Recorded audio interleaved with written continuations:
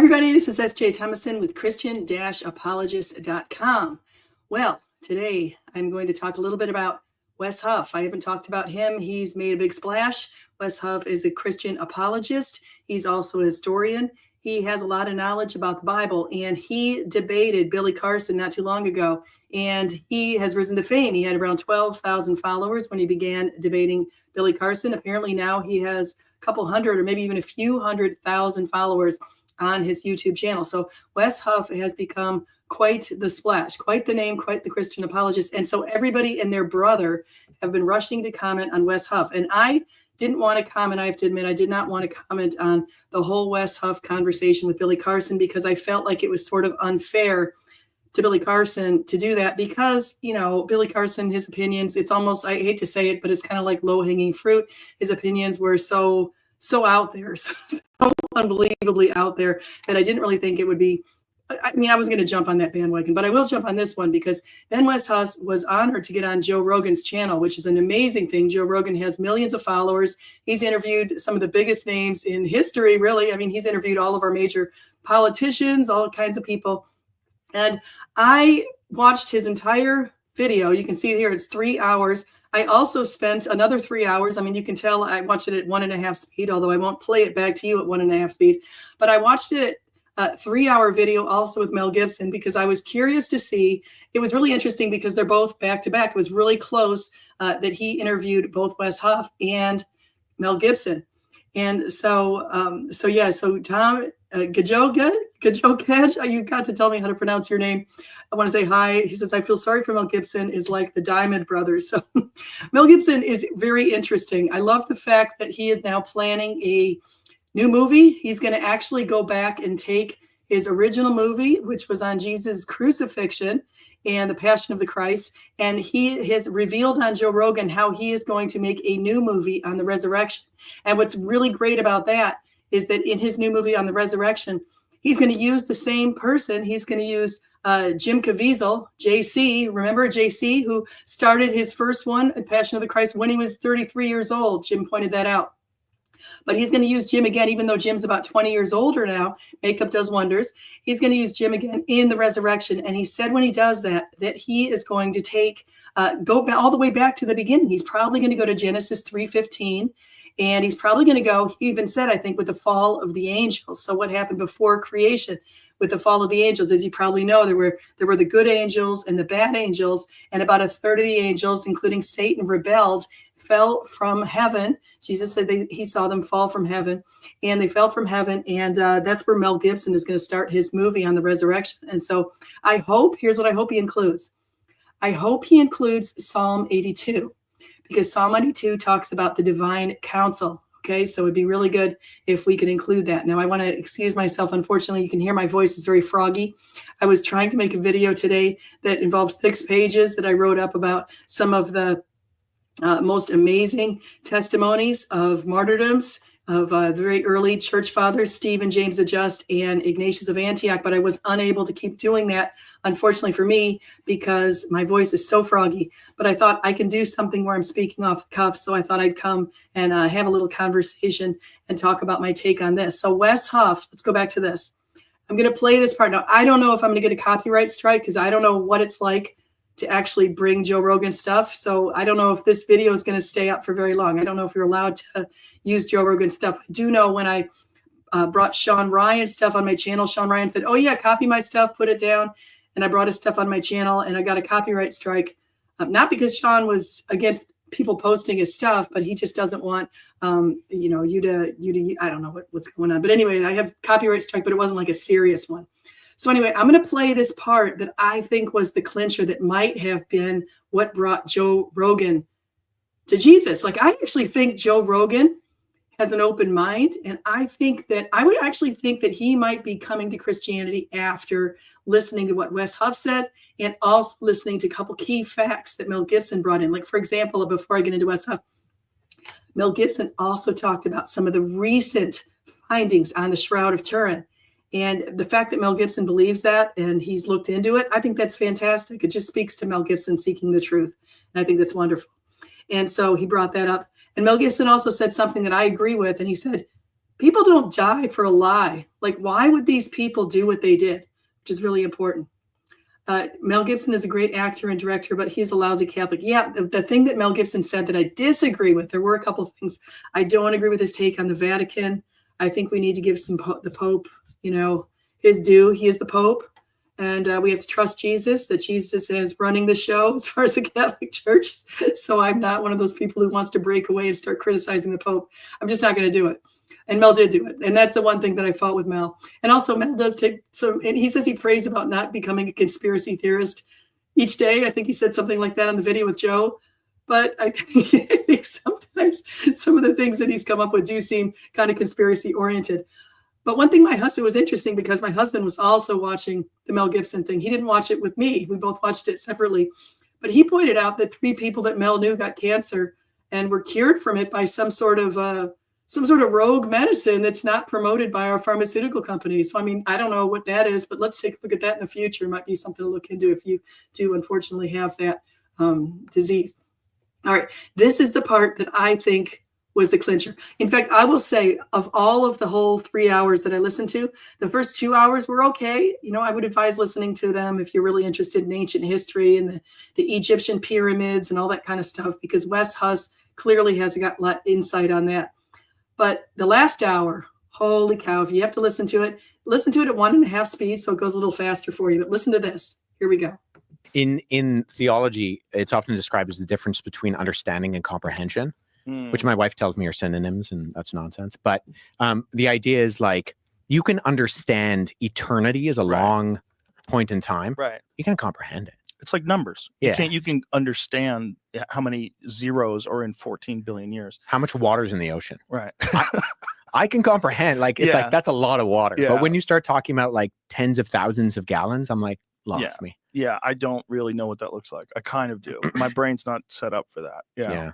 Which is part of the weird thing about people, is that our brain is clearly set up differently than every other creature that exists. And if you have, if evolution is the only thing that created us, it's just evolution, how the fuck did we get so far ahead of everybody else? Yeah. I mean, not even just, and we're the doughiest, like weakest, softest, but also the smartest. Like we gave. See, I think Joe, when you listen to this, Joe is kind of coming out of, I think Joe might have been an atheist at one point. I'm not totally sure of his history, but I think his thinking into evolution, in fact, it was interesting to hear what Mel Gibson said about that, because Mel Gibson finds evolution a bit dubious. But anyway, here we go. So he's really thinking. And I think if you present this to your atheist friends, this might be pretty convincing for them. Just think about it, atheist friends. Gave up that. That was the trade-off. And somehow or another, by evolving into this particular form, we figured out a way to uniquely change the environment in ways that no other creature has even come close to. Yeah. It's interesting to me that there are certain things that we think of in terms of like unexplained phenomena that we'll accept because we have some sort of a scientific definition of what this unexplained phenomena is, like the Big Bang. I mean, and you can say that there's theories. It's not completely unexplained. They kind of get it, but you kind of don't. Something that's smaller than the head of a pin that becomes the entire universe that we say is pretty fucking crazy. Yeah. And just to say that just happened. Excuse Joe's French. Sorry about that. I usually don't have that on my channel, but I want to say Georgina, hi, she's in the crowd. And Tom is here. It's great to see both of you. And Georgina is going to be on my channel tomorrow. We're going to talk at 1:00 Eastern, and we're going to talk about the value of the 7 sacraments with specific focus on the reconciliation. So I look forward to that conversation. So definitely put that on your list of things to watch tomorrow. Here we go. Happened, and you don't really, I know you don't want to say you don't know, but you really don't know. There's no way you can know. It's not really possible to know. There's no like working theory where you can convince me that the whole universe gets compressed into something smaller than the head of a pin and then instantaneously becomes everything that you see. Well, I think that's why you see natural materialism being woefully inadequate to really explain the ultimate worldview questions that we have. Just the universe itself, right? Just what we don't know enough. Maybe we one day will. Maybe these, sentient AI systems that we're going to create with quantum computers are going to be able to figure things out in a way that we can't. But at the end of the day, you have one miracle. You have the Big Bang. All of science agrees this happened. That is so much crazier than anything that any religion is proposing, that it's so interesting to me that we're, because, well, we say we have echoes of the Big Bang. There's, radio echoes. Yeah. But also, if a miracle did take place, like, let's assume that there is actually a higher power that occasionally interacts with human beings.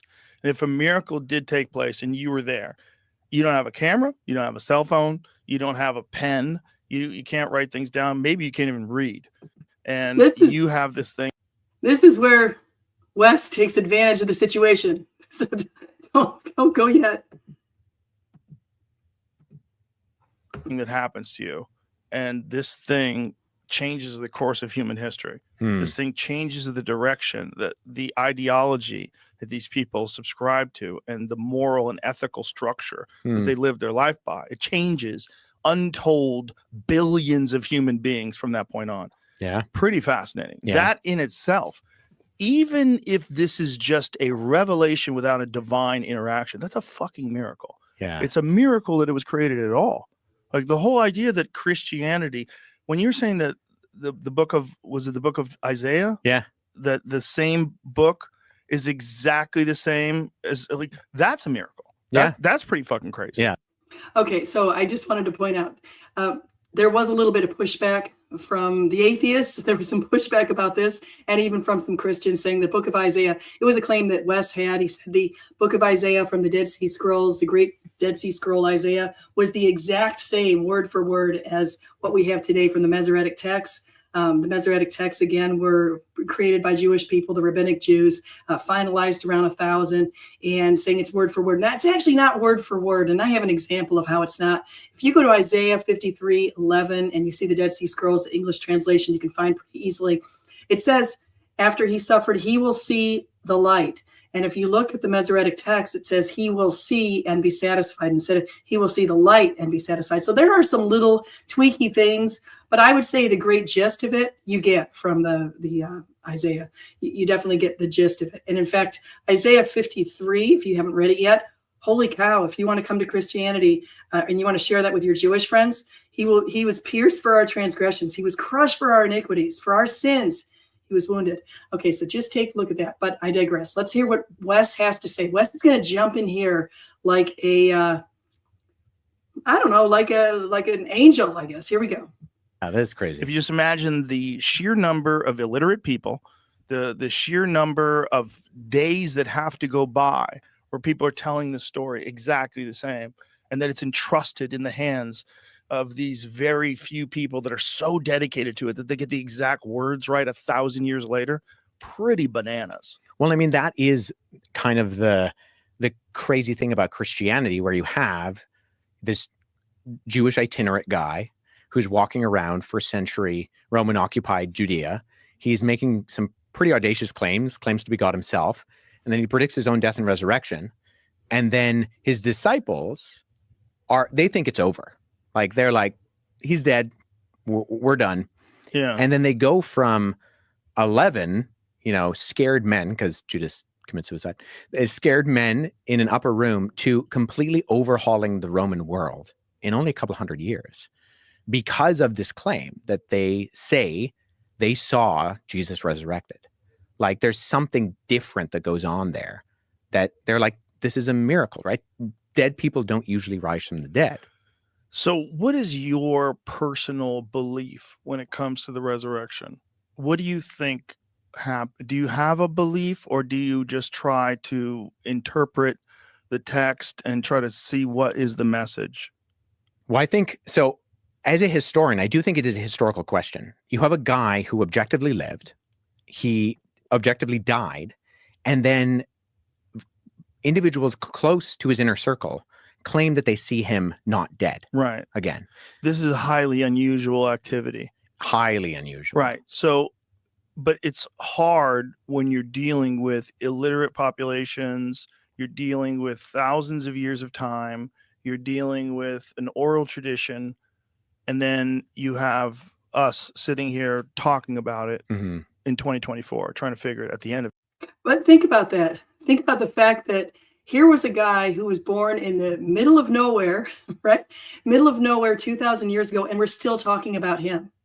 Okay, he was born to a carpenter and a mother who wasn't working, just nobodies in ancient times. He was born in Bethlehem, this little house of bread. He was born according to his, Micah said he'd be born in the house of bread, house of Bethlehem. He lived for probably around 30 years, according to Luke. He walked the thing. He spread his message over about 3 years. He shared his good news, and he predicted his own death. He even told his apostles, you will have to take up your own cross. And 2,000 years later, we're still talking about him. Why? Think about that. Why are we still talking about this man if he weren't the Son of God? Clearly, he's the Son of God. Just as Longinus said at the bottom of the cross. Remember that. Remember when Jesus was sitting up on the cross? Do you know who the first Catholic saint is? I don't know if you guys know this. I heard this from somebody recently. It was the man on the side of the cross, the thief on the side of the cross, who basically towards the end said, remember me when you come into your glory. That was our first saint. And there's a big backstory on that, which I won't get into right now. But another one who became a saint was Longinus. Longinus was the Roman centurion who was standing down there at the foot of the cross with his spear. He pierced Jesus. He pierced him. And as John said, blood and water came out because that was reminiscent. That was going to go back to fulfill prophecies from the Old Testament. But Longinus said, surely this man is the Son of God. Now, why did he say that? Because upon Jesus' piercing, upon the crucifixion, upon the point when he died, there was a massive earthquake right there. And we have testimony to that today, geological testimony. I've done videos on that to show you. The modern geologists have gone into the Dead Sea Basin and found seismites consistent with the year 33, in the year 33, right there to show that happened. The temple curtain was torn, all this kind of stuff happened. That's why Longinus declared that. And in fact, he ended up being martyred because the Romans were mad about what he did. He believed in Jesus right then. I want to say hi to Everyday Catholic Gina, Urshman, good to see you guys. All right, so let's listen to more of how Wes Huff was pretty convincing right here on Christianity. Of 2024, trying to figure this out. Literally the end. Yeah. Last couple of days. It's very difficult for anybody who thinks of themselves as an intelligent person who's secular to even entertain the possibility that someone died and come back to life. And I get that. But we've already talked about the fact that we don't think that the only thing that exists is matter and motion. We as in you and I, right? Like we believe that there's something else going on in this world that's a little bit crazy. There's something else. And that to, I think, exclude that, I think excludes something that you're kind of putting blinders on. For. And you do have, I mean, you're right in terms of all of these ancient conventions and the ways that things were spread around. But the Gospels are written in the lifetime of the eyewitnesses. And they're written in this period of time where you have groups of individuals who could have fact-checked those things. So how do you fact-check someone coming back from the dead? Well, how many people saw his body, right? Well, Paul says that 400 people saw him all at once. 400 people saw the crucifixion? No, saw the resurrected Jesus. Yeah, 1 Corinthians 15. This is the one other, there's a couple of minor errors. I mean, Wesley was talking off the cuff and a lot of this kind of stuff, and he makes some minor errors. He said 400 instead of 500, and there were a bunch of people, unfortunately, who've already made videos about that. I mean, come on. It's like, but seriously, he did say 400, and some are still sleeping and some are still awake. The clincher of that is, think about that. Paul is writing when people are still living during Jesus' time. So there were enough people who could deny what Paul was saying. He's writing a letter to the Corinthians. He says 500 people saw, and many of them are still alive. I mean, people could have gone and, fact checked it. Pretty easy to fact check. Hey, I heard you. Did you see this? Maybe you're one of the 500. Oh, yes, I saw it. I saw the risen Christ. He ate with them over a period of 40 days. I mean, there's some pretty significant stuff here. It's 15. Paul says that Jesus appeared to the disciples, and then he appeared to 400 people all at once. I mean, if we read the Gospel of Luke and the Gospel of Luke and Acts, so same author wrote these both documents, he says that Jesus was walking around teaching them for 40 days after he was resurrected from the dead. And so these are written within a time period when you have people who would have seen Jesus's ministry, who were there, say at something like the feeding of the 5,000, who could have been able to verify or debunk some of these things that are being said. And you go from a bunch of scared guys who, because Jesus wasn't the only messianic figure who arose and claimed to be the Messiah. Right. There were a number of individuals both prior to and after Jesus, but they die and the movement dies with them. Do you think it's possible? I want to point out something on that I think is really interesting when he points that out, because they die and the movement dies with them. The Jews were expecting Jesus at that time. They were expecting the Savior to come at that time.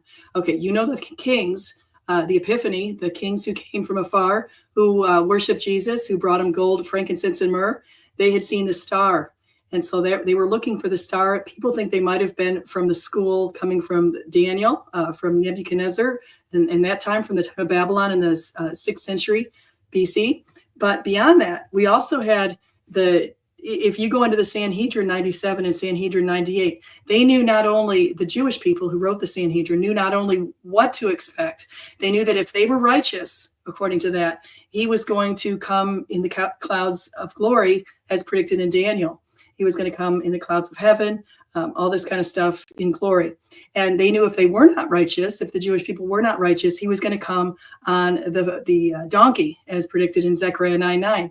They knew that there were two types of Messiah, and they pointed to that quite specifically in the Sanhedrin. This is going way back into ancient times. The other thing they knew is the timing. They knew that there was a 2,000-year period between, according to them, between Adam and Abraham, and there was a 2,000-year period between Abraham and the time of the am I going to get this right? Wait, Abraham and the time of Moses, and then we had the time of Moses, and whatever it was, there was this period of time that they knew was to pass, and the time had ended right there around that 1st century. They also knew from the book of Daniel, if you go into Daniel 27 and you take a look at, Daniel 12. Oh no, Daniel 9. Oh, I'm forgetting exactly which verse. Sorry about that. But it's in the book of Daniel. And he basically says, 77 less 7 after the call goes out to rebuild Jerusalem, the anointed one will appear and he will be cut off. Okay. The book of Daniel was written around probably around 580, somewhere between 586 or so, which was when the fall of the first temple, and maybe around 530, which was when the Babylonians were overtaken by the Medo-Persians. And the call to rebuild Jerusalem went out 4 times, but the last 2 times were probably the ones that we're referring to. And somewhere around the 5th century, we take 77 less 7s, that's 483 years, and it brings us right until the time, a window of time right around the year 33, circling around the year 33, because one call went out in 457 BC, the other went out around 444 BC. If you take 483 years after that, the anointed one was going to be cut off. And so they knew this. They were looking for someone at that time. So I think that's pretty good stuff. But anyway, let's keep going. Possible that he didn't die? And do you think it's possible that they thought he was dead? Because that does happen. There was actually a case very recently where a guy was about to be harvested for organs. They thought he was dead, and this guy started moving again and came back to life. It's a very, very bizarre case because his family had been told that he was going to be harvested for organs. They were preparing for that. Yeah. This guy comes back. Yeah, I mean, we know a lot about Roman crucifixion, and we know that, and we know that they did their job well. Yeah. And so, in fact, if you look at, say, very skeptical biblical scholars, like non-believing, atheist, agnostic Christian scholars, they will say if we can know anything about Jesus, like they'll cast a doubt on a lot of the things that we read about in the Gospels in terms of the actual historical Jesus of Nazareth. They'll say one thing we can be sure of is that he died by crucifixion under Pontius Pilate, because we have not just multiple attested documents that we refer to as the New Testament, but Roman and Greek and Jewish writers refer to that claim afterwards and talk about the fact that you have this guy, and it's mocked within earliest Christianity. So one of our earliest, in fact, not one of, the earliest depiction of Jesus on the cross is called the Alexamenos Graphido. And it's probably from the end of the 1st century. And it's it depicts an individual with their arms raised in an act of worship, worshiping a man with a donkey's head who's being crucified. Whoa. And right beside it, it says Alexamenos worships his God in Greek. Whoa. And it's mocking, right? Because crucifixion was for the lowest of the low. It was for like slaves. In fact, if you were a Roman citizen, you were banned from being crucified. Who was it that got crucified upside down? Peter. Why? Was it because like regular crucifixion wasn't good enough for him, or what was he? What didn't deserve it because Christ had gone through it? Well, so the story is that they say we're going to crucify you, and he says it's like too big of an honor to die like my Lord, and they say, well, we can fix that. Oh, Jesus. One thing that unfortunately Joe keeps doing is using the Lord's name in vain throughout this whole thing. So I want to say, hopefully he has some insight on that and one day changes his ways on that, because that's a violation of one of the 10 commandments. But I digress. Anyway, so the other thing I wanted to point out is the crucifixion and how significant that is, because in Isaiah 53, it points out that he was pierced for our transgressions. He was crushed for our iniquities. Pierced. Okay, go back to Psalm 22. Psalm 22 in verse 16 talks about his hands and his feet were pierced. Zechariah 12:10 talks about the firstborn being pierced. The significance of that cannot be understated. It cannot be overstated, I should say. It's very significant. And why is it very significant? Because the crucifixion, when those were written, had not even been invented yet. Okay, the Persians invented the crucifixion, and the Romans perfected it. And the Isaiah was written around the 8th century BC. The Persians, that kingdom wasn't even around till the 5th century BC. And so that's pretty significant. And the Psalms, those were written by King David, and that was more around 1000 before Christ. And so we have, hundreds of years before the crucifixion as a means of persecution had even been invented, it was prophesied in the Bible. And that is something that you should really take to heart. Isaiah 53 brought me back to Christianity in a big way. Okay, they say, when you seek, you will find. Jesus will send a teacher. And he sent me a preacher on a plane, and the preacher told me about Isaiah 53. But let's keep listening. Shut your mouth, buddy. Listen, the Romans were pretty brutal. Oh, yeah. But this is why we know, it's interesting. We know a lot about crucifixion, but crucifixion was seen as so disgusting. I believe it was Cicero who said that the word crucifixion shouldn't even be on a Roman man's lips. The word excruciating, right? X is off of in Latin, and cruce, off the cross. So that's where we get that word, is because this was designed to humiliate, and it was designed to be as painful as possible.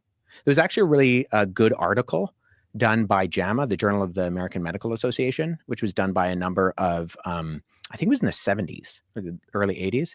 It was done by a group of biblical scholars and then medical professionals.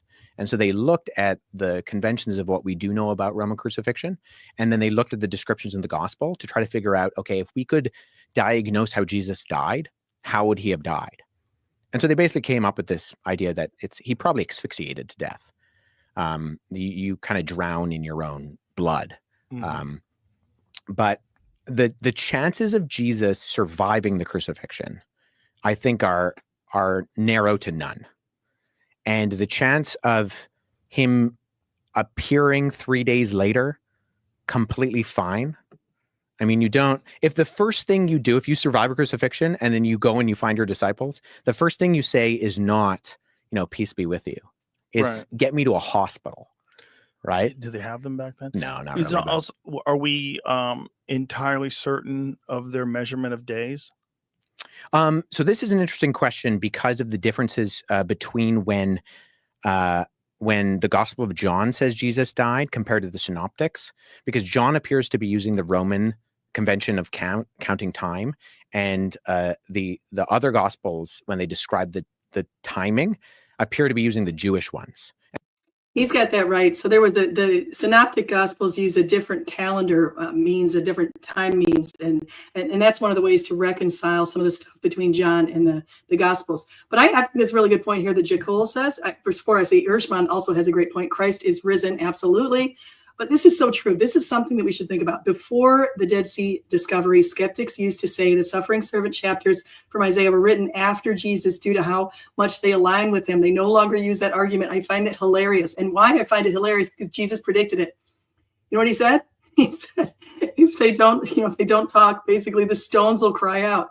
And so obviously it was hilarious. The timing, around 1948, after all these scholars in the 17th, 18th, 19th, and 20th centuries start coming out with their skeptic stuff, and they start trying to peel apart the Bible, and they come up with their little theories like Deutero, their theory on Deutero Isaiah, because they can't handle the way that Isaiah has prophecies in there. So they have their bias that's built into that, their underlying current that's building their theory, which is the bias against anything that can happen. That could be they knew the theological implications, obviously, of prophecies and fulfilled prophecies. And so they were basically busy discounting the Bible and trying to tear it apart. And they came up with they also had theories about the fact that the Pentateuch wasn't written by Moses. Now, sure, there's a few parts of the Pentateuch that weren't written by Moses, like Moses died.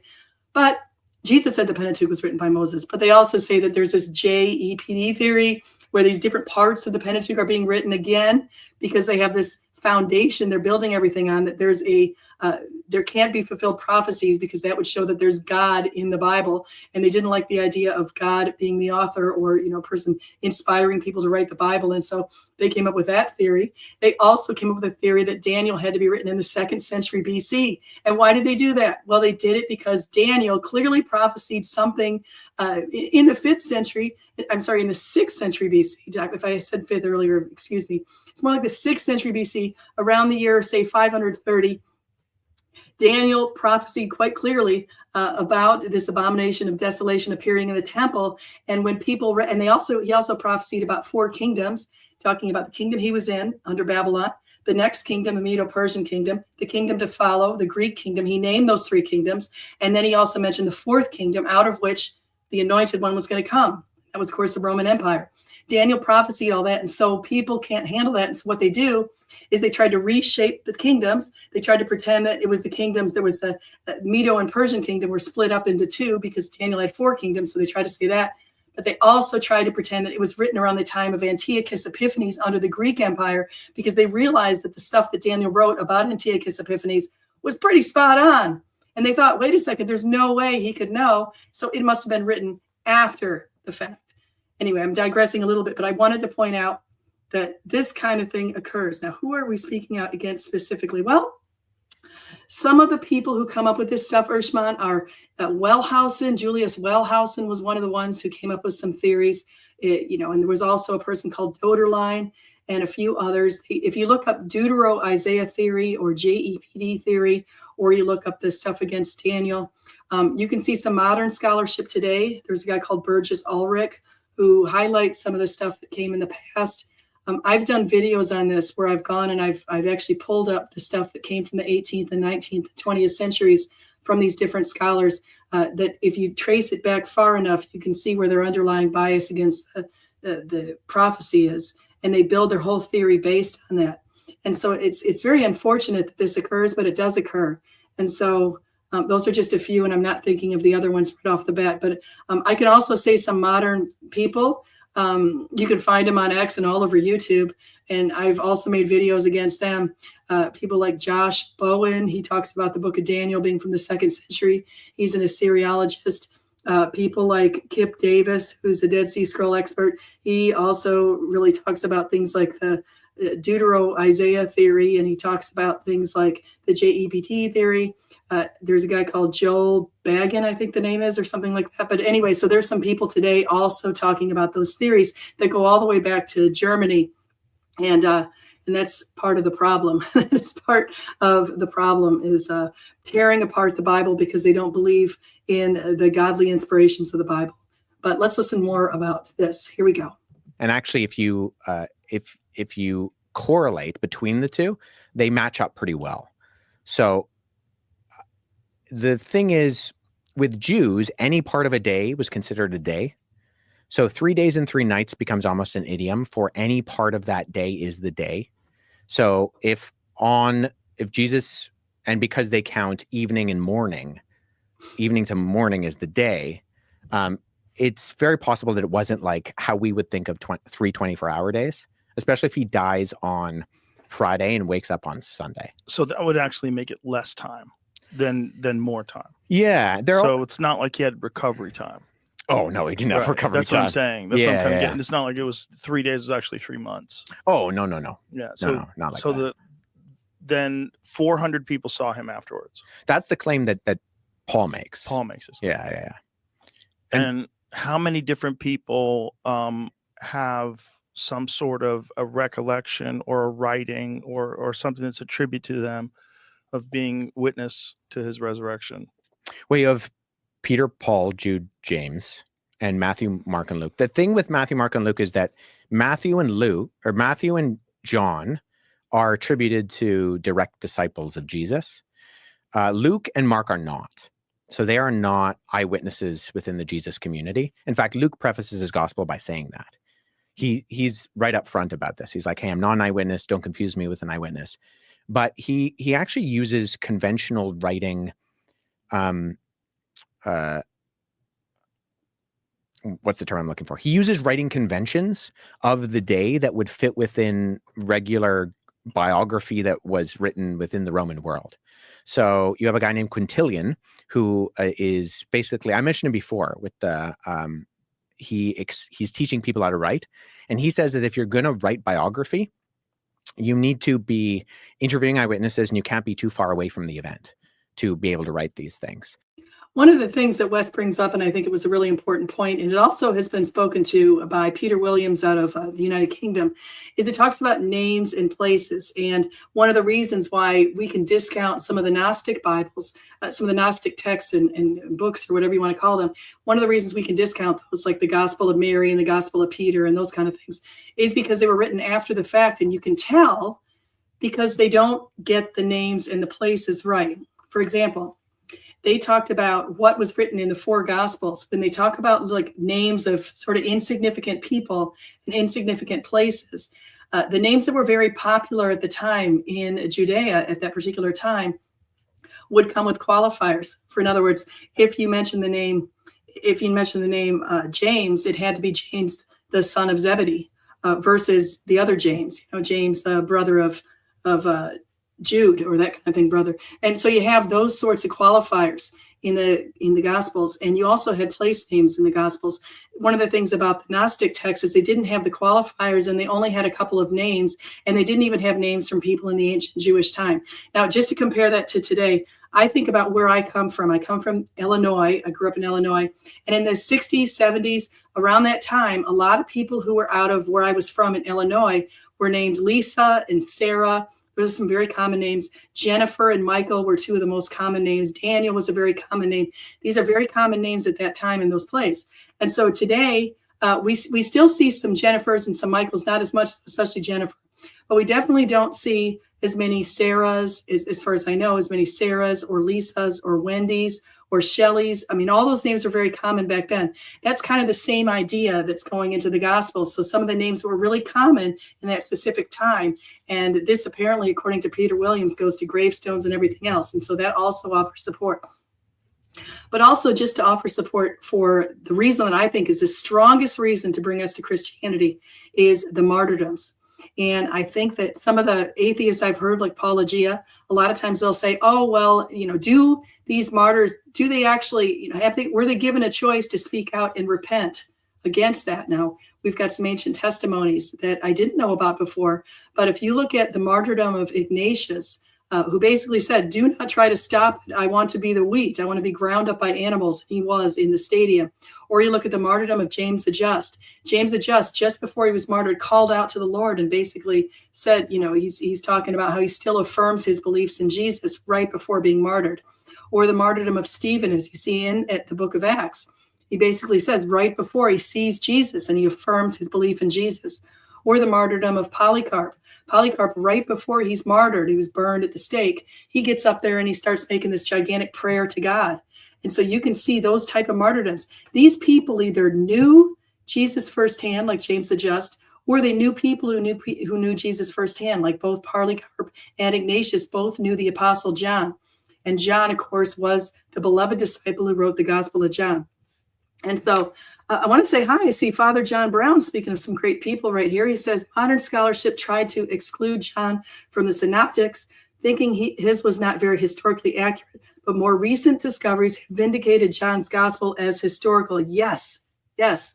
And I also, just to add to what Father Brown is saying, and Father Brown, I would love to have you on my channel again. I was just thinking about you not too long ago about how it'd be great to get the Jesuit perspective on some things and just going on. And as far as this whole Wes Huff and this whole thing going on right now. But I think the great idea, I love this idea with John's gospel being more historical, and maybe it would be even to have you on to talk about that, because that could be great. Yeah, that'd be great. I will go ahead. He says he'd love to come back. I will go ahead and I will try to schedule something. I'll send you an email. I'm actually off all next week. I've taken a staycation, and then I'm going back the following week. So normally now I can talk on the weekends. And it's probably with you working in a school. I believe you're still a principal down there at a Jesuit high school. So we could probably do a weekend thing, maybe a weekend at some point. I would love to do that this weekend, next weekend, whenever. But I will shoot you an email for sure. And thank you so much. One of the reasons I think John was written by the fisherman John is because he talked about 153 fish after Jesus. So Ershman, you said you're making comments about the Gnostics and that censored. I'm not sure. He'll be out on the March of Life soon. That's fantastic. So I'm not sure, Ershman. I don't have any, to be honest, I don't have any words set up to censor. I do have a couple of people who are not showing on my channel because I think they were saying some kind of a very inconsiderate things sometimes in the chat, but that's only a handful of people. So I haven't censored anything on the Gnostics, but if you're writing about the Gnostics or would even like to come on my channel and talk about them, I would love that. Good, must be at YouTube. Yeah, but Father John, going back to the March for Life, what an important cause. One of the things that I don't think people realize is the people who are being murdered in our society most are the most innocent among us, and we all should be standing up for that cause. We all should be standing up to March for Life, and so I think it's super important. But I want to say, I think that's it. I've been talking for quite a while, and you can see that my voice isn't the best right now. I'm overcoming a cold or whatever I had. So I want to say thank you for everybody for coming in today. If you like this kind of content, please like and subscribe, and do come again. And just remember, whether you eat, drink, or whatever you do, do it all for God's glory. Thank you so much. Bye-bye.